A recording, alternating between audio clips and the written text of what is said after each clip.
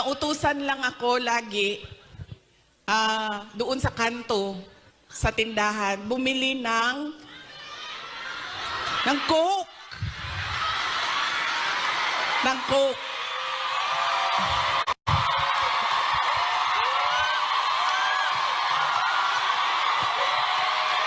I'm sorry.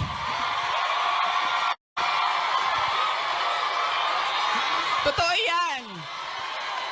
Hindi joke yan, ha? Totoo yan. Alam nyo, di ba, tag 5 pesos lang ang Coke noon? 1980s? O, less pa nga ata siguro. 5 pesos. O, mga 4 pesos ang Coke noon. Tapos, ang pera natin, yung papel na green na 5 pesos. Oo, yan yon. Pero totoo yan, ha? Hindi, Coca-Cola, ha? Kasi kayo naman, pag sinabing Coke, tapos wala pang ano noon, wala pang 1.5, 2 liters. Litro lang yan. Litro lang yan nung kapanahonan natin.